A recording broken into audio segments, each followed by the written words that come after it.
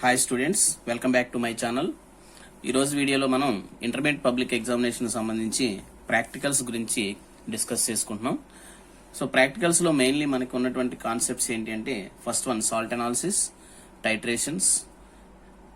This is qualitative analysis of proteins and carbohydrates, that is identification of given protein and identification of carbohydrates and preparation of colloidal solutions. So ఈ 4 కూడా main topics మనకు ఉన్నటువంటివి. So present Covid సిచ్యువేషన్లో కొన్ని topics delete చేయడం జరిగింది. Chromatography అలాగే organic compound analysis, ఇవి 2 కూడా డిలీట్ చేయడం జరిగింది. సో మిగిలినటువంటివి మనకి ఓన్లీ ఈ 4 టైప్స్ ఆఫ్ ప్రాక్టికల్స్. సో దీంట్లో ఒకటి salt analysis, second one titrations, proteins and carbohydrates, colloidal solutions. So దీంట్లో ఈ ప్రోటీన్స్ ఐడెంటిఫికేషన్ కి 3 టెస్ట్స్ ఉంటాయి. సో దాంట్లో జాంతోప్రోటిక్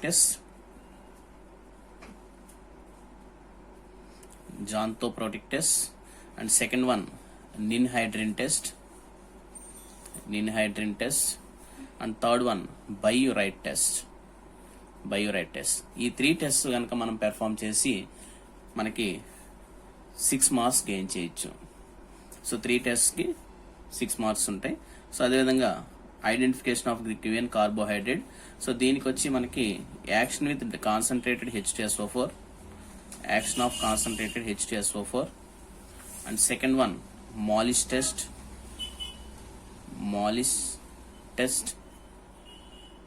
and third one Benedict's test. So ఈ మాలిష్ రియేజెంట్ తోటి, బెనెడిక్ట్స్ రియేజెంట్ తోటి టెస్టులు పెర్ఫామ్ చేస్తాం. సో ఈ విధంగా ఈ 3 టెస్ట్ కనుక చేస్తే మనకి 3x2 టోటల్ 6 మార్క్స్ వస్తాయి. సో ప్రాక్టికల్ ఎగ్జామినేషన్ లో ఖచ్చితంగా ఒక స్టూడెంట్ కి సాల్ట్ అనాలిసిస్, ఒక టైట్రేషన్ వస్తుంది. సో అది కాకుండా either proteins or carbohydrates or colloidal solutions, ఈ 3 క్వశ్చన్స్ లో ఏదో ఒక క్వశ్చన్ అనేది రావడం జరుగుతుంది. సో ఓకే, ప్రోటీన్స్ వస్తే ఈ 3 టెస్టులు చేయాలి. అదేవిధంగా కార్బోహైడ్రేట్స్ వస్తే ఈ 3 టెస్టులు చేసి దాన్ని ఐడెంటిఫై చేసి ప్రొసీజర్ రాయాల్సి ఉంటుంది. అలాగే కొలాయిడల్ సొల్యూషన్స్ వస్తే, కొలాయిడల్ సొల్యూషన్స్ లో మనకి 2 టైప్స్ ఆఫ్ కొలాయిడల్ సొల్యూషన్స్ ఉంటాయి. One is lyophilic colloids, and second one is lyophobic colloids. So ఈ 2 కొలైడ్స్ కూడా రాయాల్సి ఉంటుంది. Each colloid carries 3 marks, total 6 marks. So lyophilic colloids means we can write any starch. Lyophobic colloids కి ferric hydroxide sol రాయొచ్చు. So అలా ఇదొక lyophilic collide, lyophobic collide. ఈ 2 colloids కి టోటల్ 6 మార్క్స్ ఇవ్వడం జరిగింది. So protein 6 marks, carbohydrate 6 marks, or colloidal solution 6 marks. So any one of these 3 for each candidate. So ప్రతి examination లో ఈ 3 ఏదో ఒకటి మనకి ఎగ్జామినేషన్ లో వస్తుంది. సో ఇవి 2 మాత్రం కామన్ గా ప్రతి స్టూడెంట్ కి వస్తాయి, salt analysis and titrations. So salt analysis, if you know the systematic procedure and if you by heart all the tests for 6 anions, we have 6 anions and 12 cations. So if you know all the tests for all these anions and cations, you can easily perform the salt analysis. So but the major problem is at titrations, you have to write down all the calculations. So calculation part ఉంటుంది దీంట్లో. So దానికోసం titrations ఎలా చేయాలి అనేది మనం కొంచెం detail గా discuss చేసుకోవాలి. సో ఆ టైట్రేషన్స్ గురించి ఇప్పుడు మనం ఈ వీడియోలో కంప్లీట్ గా డిస్కస్ చేసుకుందాం. సో మనకి మెయిన్లీ ఉన్నటువంటి titrations 3 titrations. The first one is HCl versus Na2CO3, and second one oxalic acid versus NaOH, and third one KMnO4 versus more salt. So ఈ 3 మెయిన్ ఎగ్జామినేషన్, ప్రాక్టికల్ ఎగ్జామినేషన్ లో ఈ 3 ఏదో ఒక question అనేది వస్తుంది. So suppose HCl versus Na2CO3 అయితే question format ఎలా ఉంటుంది, దానికి మనం ఆన్సర్ ఎలా చేయాలి అనేది కనుక తెలుసుకుంటే, సో అదే ఫ్యాషన్ లో, దట్ మీన్స్ అదే ప్యాటర్న్ లో ఈ మిగిలినటువంటి క్వశ్చన్స్ కూడా మనం ఈజీగా ఆన్సర్ చేయగలం. ఓకే, సో ఫస్ట్ ఈ ప్రాక్టికల్ కి సంబంధించి క్వశ్చన్ ప్యాటర్న్ ఎలా ఉంటుంది. So estimate the amount of Na2CO3 present in 500 ml of given solution and 0.1 molar HCl solution is supplied. So ఇది ఇచ్చినటువంటి question. So here solutions are Na2CO3 and second one is HCl. So కాబట్టి ఇది first practical అవుతుంది. So ఇక్కడ ఉన్నటువంటి solutions బట్టి అది first practical, second practical, third practical అనేది మనం గెస్ చేయొచ్చు. సో ఇప్పుడు ఫస్ట్ ప్రాక్టికల్ ఇది. సో దానికి సంబంధించినటువంటి ప్రిన్సిపల్ ఇదిగో. సో ఇది ప్రిన్సిపల్ అంటాం దీన్ని. So equation, so HCl and Na2CO3 combines to form NaCl H2 carbon dioxide. So ఇది ప్రిన్సిపల్. సో ఈ ప్రిన్సిపల్ బేస్ చేసుకుని మనం టైట్రేషన్ చేయాలి. సో నెక్స్ట్ సెకండ్ ప్రాక్టికల్ అయితే ఆక్సాలిక్ యాసిడ్ NaOH, దానికి సంబంధించినటువంటి ప్రిన్సిపల్ ఇది. And KMnO4 more salt, this is oxalic acid formula H2C2O4. Next one KMnO4 more salt లో ఇది KMnO4 and more salt means FeSO4. So more salt means ferrous ammonium sulphate. So the formula of more salt is FeSO4 NH4 twice SO4 and 24 H2O. So దాంట్లో water molecules ఉంటాయి. Sometimes it may be vary. So generally we have to consider FeSO4. So more salt means simply we have to consider the FeSO4. FeSO4 react to form ferrous sulfate. This is ferrous sulfate. Ferrous sulfate react to form ferric sulfate. Fe2SO4 thrice. So that's why we are considering only FeSO4. Okay. So generally the more salt formula is this one, but we are considering only FeSO4. So the reacting species is only ferrous sulfate. Okay. So now here the question is this one. So for this titration we have to maintain certain systematic procedure. So we have to write aim, apparatus, principle, procedure, tabular form and formula and explanation of the terms and calculation of molarity, finally calculation of weight, and report can be reported in terms of weight. Okay. So first one is aim. So you have to write down the aim like this. By seeing the question only you can write aim. అంటే మనకు aim అనేది question లోనే ఉంటుంది. So ముందు ఒక 2 పెడితే సరిపోతుంది. So aim means to estimate the amount of sodium carbonate present in 250 ml of given solution. So ఇక్కడ వరకు ఎయిమ్ రాయాలి. సో క్వశ్చన్ లోనే ఉంటుంది, ఎయిమ్ అనేది క్వశ్చన్ లోనే ఉంటుంది. ముందు ఒక 2 పెడితే సరిపోతుంది. Okay. Aim to estimate the amount of sodium carbonate present in 500 ml of given solution. Next one apparatus. So all apparatus are same. So for any practical the apparatus are same. ఏ practical అయినా సరే ఏ apparatus ఏముంటాయమ్మా, burette, pipette, conical flask. So like this. Okay. Burette stand. And next principle. So these 3 are the different principles for each practical. ఒక్కొక్క practical కి ఒక్కొక్క principal మనం ఇక్కడ రాయాల్సి ఉంటుంది without any mistake. So even ఒక సింగిల్ డిజిట్ మిస్టేక్ వచ్చినా గానీ దానికి ఉన్నటువంటి 1 మార్క్ మనం లాస్ అవుతాం. సో కాబట్టి కొంచెం జాగ్రత్తగా ఈ 3 ఈక్వేషన్స్ కూడా ప్రాక్టీస్ చేయాల్సి ఉంటుంది. And next one procedure. So procedure లో మనం బ్యూరెట్ లో ఏం తీసుకుంటున్నాం, పిపెట్ లో ఏం తీసుకుంటున్నాం, ఆ పిపెట్ లో తీసుకున్న తర్వాత ఇండికేటర్ ఏం యాడ్ చేస్తున్నాం. సో ఇవన్నీ రాయాల్సి ఉంటుంది. సో ప్రొసీజర్ కి సంబంధించి we have to maintain only 4 points. So what is the reagent we are taking in burette, what is the solution we are taking in burette. And next one conical flask. Conical flask లో ఏం తీసుకుంటున్నాం and indicator ఏం add చేస్తున్నాం, indicator and end point ఏమి వస్తుంది అనే విషయం మనకు తెలియాలి. సో జనరల్ గా బ్యూరెట్ లో ఏం తీసుకుంటాం అంటే ఈ టైట్రేషన్ కి వచ్చి మనం బ్యూరెట్ లో HCl సొల్యూషన్ తీసుకుంటాం. అండ్ కోనికల్ ఫ్లాస్క్ లో, సో కోనికల్ ఫ్లాస్క్ లో తీసుకునేది పిపెట్ తో ట్రాన్స్ఫర్ చేస్తాం కాబట్టి పిపెట్ అవుట్ చేసి దాన్ని తీసుకెళ్లి కోనికల్ ఫ్లాస్క్ లో ట్రాన్స్ఫర్ చేయాలి. సో దట్స్ వై ఇక్కడ పిపెట్ అని రాస్తున్నాను నేను. So P for pipette and B for burette. So pipette తోటి NaCO3 పిపెట్ అవుట్ చేయాలి, కోనికల్ ఫ్లాస్క్ లో ట్రాన్స్ఫర్ చేయాలి. ఓకే. సో అదే ఈ ప్రాక్టికల్ తీసుకుంటే ఆక్సాలిక్ యాసిడ్ ని పిపెట్ లో తీసుకోవాలి, NaOH ని బ్యూరెట్ లో తీసుకోవాలి.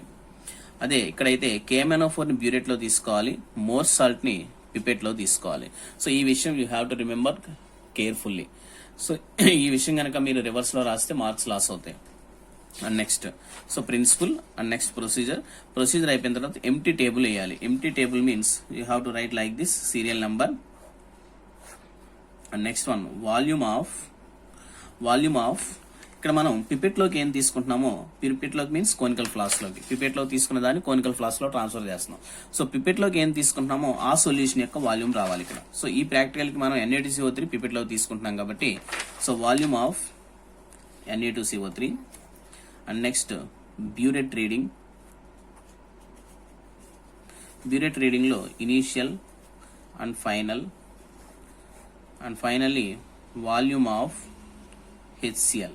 సో హియర్ HCl మనం ఏదైతే బ్యూరెట్ లో తీసుకుంటున్నామో అది చివరి వస్తుంది, పిపెట్ లో తీసుకునే సొల్యూషన్ ఇక్కడ వస్తుంది. సో ఇది ఎంప్టీ టేబులర్ ఫామ్. సో ఇక్కడ టేబులర్ ఫామ్ వేస్తాం, తర్వాత ఫార్ములా M1V1N1 = M2V2/N2. సో అన్నిటికీ కూడా ఇదే formula. So now we have to explain the terms ఏముంటాయి దీంట్లో. M1 means so you have to remember one thing. So 1 stands for 1 solution and 2 stands for another solution. So 1 అన్నప్పుడు ఏదో ఒక solution మనం stand అయిపోవాలి, ఏదో ఒక సొల్యూషన్ ఫిక్స్ అయిపోవాలి మనం. ఇప్పుడు ఫర్ ఎగ్జాంపుల్ ఇక్కడ Na2CO3 అండ్ HCl ఉన్నాయి కాబట్టి ఫర్ ఎగ్జాంపుల్ 1 అన్ని Na2CO3 అనుకోండి. సో పెన్సిల్ తో ఇక్కడ ఇలా రాసుకుంటే మీకు కన్ఫ్యూజన్ ఉండదు. అలా ఇక్కడ హెచ్సిఎల్ అనుకోండి. సో ఈ రెండు పెన్సిల్తో రాసుకోండి ఇలాగా, అప్పుడు కన్ఫ్యూజన్ ఉండదు. So M1 means molarity of NaDCO3, volume of NaDCO3, number of moles of NaDCO3. So ఇక here you can take the values like this. So you have to take always the volume of NaDCO3 is 20 ml only, 20 ml and 20 ml. So initial reading of burette is always 0. Initial reading of burette is always 0. So here M1 means molarity of NaDCO3. So what is the molarity of NaDCO3 here? NaDCO3, estimate the amount of NaDCO3, estimate చేయమన్నాడు NaDCO3 కాబట్టి molarity of NaDCO3 అనేది మనకి unknown value. So ఇది question mark, ఇది unknown value. So V1 means volume of NaDCO3. So ఇవన్నిటిని మనం substitute చేసుకోవాలి. So M1 అనేది ఇక్కడ మనకి ఫైండ్ అవుట్ చేయాలి, మొలారిటీ ఆఫ్ NaDCO3. సో మిగిలిన వాల్యూస్ అన్ని వేసి క్యాల్కులేషన్ చేయాలి. సో ఆ క్యాల్కులేషన్ ఎలాగో ఒకసారి ఇప్పుడు డిస్కస్ చేసుకుందాం. So M1 means molarity, so we have to calculate the molarity, and V1 means volume of NaDCO3. NaDCO3 volume ఎంత తీసుకున్నాం మనం? 20 ml తీసుకున్నాం. Next N1 means number of moles of NaDCO3. Equation లో number of moles of NaDCO3 ఎంత ఉంది ఇక్కడ? So here 1 ఉన్నట్టు. So here 1 is the number of moles of NaDCO3 and here 2 is the number of moles of HCl. So here number of moles of NaDCO3 N1 is equal to how much? 1. And M2 is the molarity of HCl. So molarity of HCl is given in the question. So here it is the 0.1 molar HCl solution. So question లో చూసుకుంటే మనకి ఇక్కడ molarity of HCl ఎంతో తెలుస్తుంది. So ఎంత ఇచ్చాడు వాడు? 0.1 molar ఇచ్చాడు. And next V2 means volume of HCl. So volume of HCl means this one. So ఇక్కడ మనం చేసిన టైట్రేషన్ చేసిన తర్వాత వచ్చేటటువంటి బ్యూరెట్ రీడింగ్ ఇది. సో ఈ రీడింగ్ ని బట్టి V2 కన్సిడర్ చేస్తాం. సపోజ్ మనకి 19.8. So here final minus initial, that is volume of HCl 19.8 అవుతుంది. సపోజ్ నెక్స్ట్ టైం మనకి 19.6 వచ్చింది. So the difference 19.6. Third time కూడా 19.6 వచ్చింది. So difference again 19.6. So here these two are called concurrent values, that is similar values means concurrent values. We have to continue the titration until we get the concurrent values. So similar values వచ్చేంత వరకు మనం titration continue చేస్తున్నాం. So ఇది volume of HCl అవుతుంది. So V2 means 19.6 ml. And next N2 means number of moles. So number of moles of HCl means here it is in the formula, that is equation. So 2. Number of moles of HCl is 2. So ఇవన్నీ వేసి మనం substitute చేస్తే calculation చేయొచ్చు. Okay, so calculation చేసేటప్పుడు చూడండి ఒకసారి జాగ్రత్తగా. ఎక్కువగా బయాలజీ స్టూడెంట్స్, బైపీసీ స్టూడెంట్స్ ఈ క్యాల్కులేషన్ కొంచెం ఇబ్బంది పడుతూ ఉంటారు.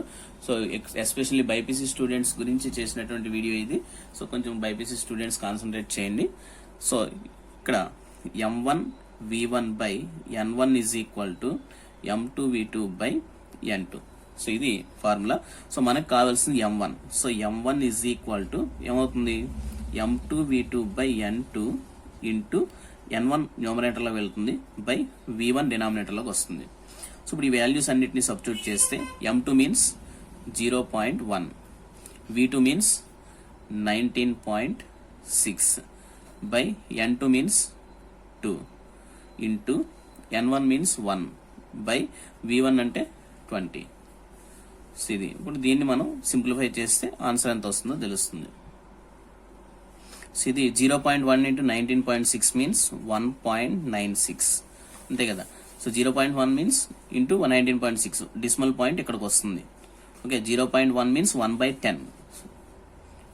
0.1 అంటే 0.1 మీన్స్ 0.1 అంటే 1/10. ఇక్కడ 19.6 డివైడెడ్ బై 10 అనమాట, అంటే 1.96 అవుతుంది. ఓకేనా, ఈ డిసిమల్ పాయింట్ ఇటు వస్తుంది. సో 1.96 అవుతుంది divided by 2 2s are 4, 40. So దీన్ని కనుక సింప్లిఫై చేస్తే మనం డివిజన్ చేస్తే ఫైనల్ ఆన్సర్ వస్తుంది. సో ఈ ఫైనల్ ఆన్సర్ ఎంత వస్తుందంటే నియర్లీ 0.05 దగ్గర వస్తుంది. సో ఇక్కడ ఆన్సర్ వచ్చి 0.049 వచ్చింది. So that is molarity.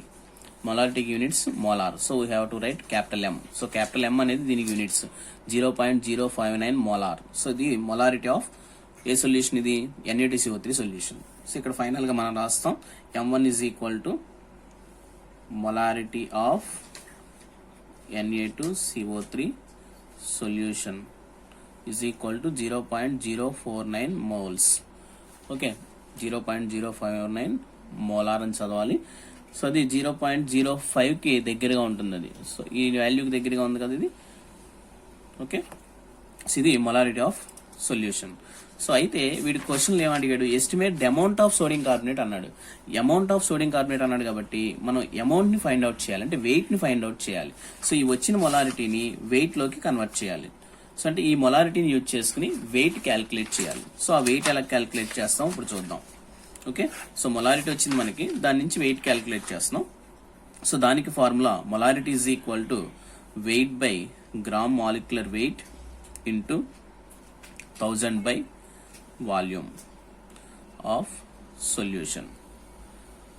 So ఈ ఫార్ములా గుర్తుపెట్టుకోవాలి. సో మొలారిటీ మనకి కావాల్సింది ఏంటంటే వెయిట్ కావాలి. మొలారిటీ ఇప్పుడు వచ్చింది మనకి, వచ్చిన value 0.049 is equal to we have to find out weight by gram molecular weight. So gram molecular weight of what, sodium carbonate. మనం సోడియం కార్బోనేట్ క్యాలిక్యులేట్ చేస్తున్నాం కాబట్టి gram molecular weight of sodium carbonate వేసుకోవాలి.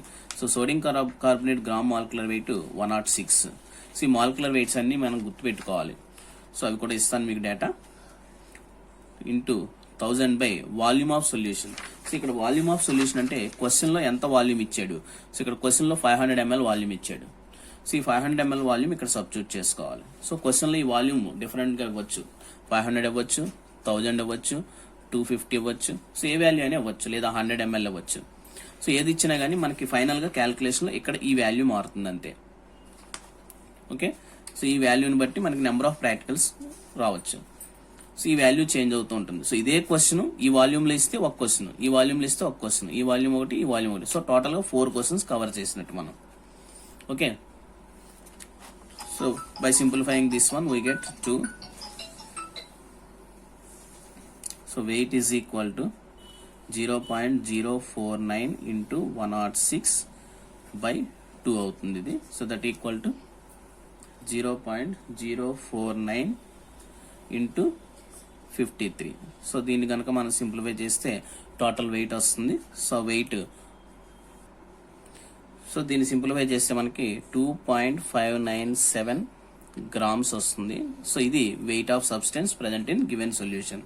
So ఇది weight. So therefore ఇప్పుడు report రాయాలి మనం. So report అని heading పెట్టి, ఈ రిపోర్ట్ కూడా మనకి క్వశ్చన్ లోనే ఉంటుంది. సో క్వశ్చన్ చూస్తే ఒకసారి చూడండి, estimate the amount of sodium carbonate అన్నాడు. సో ఇక్కడ నుంచి రాస్తాం మనం, the amount of Na2CO3 present in 500 ml of given solution is this much. So the report ఏమైనా వస్తుంది, the amount of sodium carbonate. ఇది కూడా క్వశ్చన్ లోనే ఉంటుంది. సో క్వశ్చన్ జాగ్రత్తగా మనం స్టడీ చేస్తే ఆన్సర్ అంతా కూడా క్వశ్చన్ లోనే ఉంటుంది. So the amount of Na2CO3 present in 500 ml of given solution equal to 2.597 grams. So అని రిపోర్ట్ రాస్తాం. సో ఈ రిపోర్ట్ రాస్తే మనకి ఇక్కడతోటి టైట్రేషన్ కంప్లీట్ అయినట్టు. ఓకే, సో ఈ టైట్రేషన్ లో మీరు తీసుకోవాల్సినటువంటి మెయిన్ స్టెప్స్ ఇవి: aim, apparatus, principle, procedure, tabular form and formula. సో ఈ ఫార్ములాలో టర్మ్స్ ఎక్స్ప్లెయిన్ చేసి వాల్యూ సబ్స్టిట్యూట్ చేయాలి. ఈ సబ్స్టిట్యూషన్ జాగ్రత్తగా చూసుకోవాలి. ఓకే, ఈ సబ్స్టిట్యూషన్ కన్ఫ్యూజ్ అవ్వకుండా ఉండాలి అంటే పెన్సిల్తో ఇక్కడ ఇలా రాసేసుకుంటే కన్ఫ్యూజ్ అవ్వరు. సో వాల్యూస్ వేసుకుంటారు, ఈ టేబుల్ నుంచి వాల్యూస్ తీసుకుంటారు. ఓకే, సో ఈ వాల్యూ ఎంతైనా రావచ్చు, బ్యూరెట్ రీడింగ్ ఎంతైనా రావచ్చు. 1920కి దగ్గరలో ఉంటున్న వాల్యూ 21 ఉండొచ్చు, 20.5 ఉండొచ్చు, ఏ వాల్యూ అయినా ఉండొచ్చు. సో తర్వాత మొలారిటీ ఫైండ్ అవుట్ చేస్తాం, ఆ మొలారిటీ నుంచి వెయిట్ క్యాలిక్యులేట్ చేస్తాం. సో ఫైనల్ రిపోర్ట్లో ఎప్పుడు కూడా వెయిట్ గురించి రాస్తాం, amount of sodium carbonate. So ఎంత వెయిట్ ఉందనేది మనం ఇక్కడ మెన్షన్ చేస్తాం. సో అది report. Okay, so I hope you like this video. So నాకు ఒక్క చిన్న విషయం, సో ఇక్కడ estimate the amount of sodium carbonate present in 500 ml of given solution and 0.1 mol ఆఫ్ HCl సొల్యూషన్ ఈస్ సప్లైడ్ అన్నాడు. So question reverse గా కూడా అడగచ్చు. ఎలా అంటే estimate the amount of HCl అనొచ్చు. HCl present in 500 ml of given solution. అప్పుడు Na2CO3 molarity ఇస్తాడు వాడు. సో Na2CO3 ఏమి ఇస్తాడు మొలారిటీ అంటే some 0.05 molar Na2CO3 solution is supplied అంటాడు. సో క్వశ్చన్ ఇలా రివర్స్ లో అడిగినప్పుడు సేమ్ ప్రొసీజర్ అడాప్ట్ చేయాలి. బ్యూరెట్ లోకి HCl తీసుకోవాలి, పిపెట్ లోకి Na2CO3 తీసుకోవాలి. సో సేమ్ ప్రొసీజర్ అడాప్ట్ చేస్తూ మనం సేమ్ ఇండికేటర్ యాడ్ చేయాలి. సో ఇక్కడ ఇండికేటర్ ఒకటి యాడ్ చేస్తాం. సో ఆ ఇండికేటర్ ఏంటి అంటే చూడండి, ఈ ప్రాక్టికల్ సంబంధించి ఇండికేటర్ వచ్చి methyl orange, indicator methyl orange. అలాగే ఎండ్ పాయింట్ వచ్చి pale yellow to pale pink. So ఇది end point. First pale yellow ఉంటుంది, ఇండికేటర్ యాడ్ చేయగానే పేల్ ఎల్లో కలర్ వస్తుంది, అది పేల్ పింక్ అయ్యేంత వరకు మనం టైట్రేషన్ చేస్తాం, దాన్ని ఎండ్ పాయింట్ అంటాం. So methyl orange indicator and pale yellow to pale pink is the end point. So for this titration. So అదే ఈ titration second titration oxalic acid NaOH తీసుకుంటే దాంట్లో పిపెట్లోకి ఆక్సాలిక్ యాసిడ్ తీసుకోవాలి, బ్యూరెట్లోకి NaOH తీసుకోవాలి. So ఇక్కడ indicator వచ్చి ఫినాప్థలిన్ indicator use చేస్తాం. So second titration కి, ఫస్ట్ టైట్రేషన్ కి వచ్చి మిథైల్ ఆరెంజ్, సెకండ్ టైట్రేషన్ కి ఫినాప్థలిన్. సో దీనికి వచ్చి end point colourless to pale pink. So colourless to pale pink వస్తుంది. థర్డ్ ప్రాక్టికల్లో ఇండికేటర్ ఏమి యాడ్ చేయం. So no indicator is added. Here KMnO4 acts as self indicator. KMnO4 అనేది మనకి self indicator గా బిహేవ్ చేస్తుంది.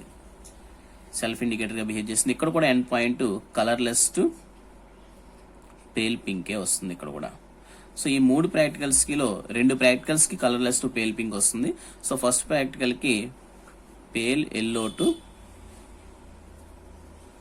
పేల్ పింక్ వస్తుంది. So ఇవి కన్ఫ్యూజ్ అవ్వకుండా గుర్తుపెట్టుకోవాలి జాగ్రత్తగా, దేనికి ఏది వస్తుంది అనే విషయం. సో ఇక్కడ ఇండికేటర్ ఏమి యాడ్ చేయం, కానీ పిపెట్ అవుట్ చేసిన తర్వాత ఇక్కడ ఏం పిపెట్ అవుట్ చేయాలి, మోర్ సాల్ట్ పిపెట్ అవుట్ చేయాలి. మోర్ సాల్ట్ పిపెట్ అవుట్ చేసి 20 ml కోనికల్ ఫ్లాస్క్ లో తీసుకున్న తర్వాత దానికి ఒక 10 ml డైల్యూట్ H2SO4 యాడ్ చేస్తాం. సో ఇక్కడ 10 ml డైల్యూట్ H2SO4 యాడ్ చేస్తాం. సో ఇక్కడ టైట్రేషన్ అంతా కూడా ఎసిటిక్ మీడియంలో చేయడం కోసం 10 ml డైల్యూట్ H2SO4 యాడ్ చేస్తాం. సో అది చిన్న డిఫరెన్స్ దీనికి.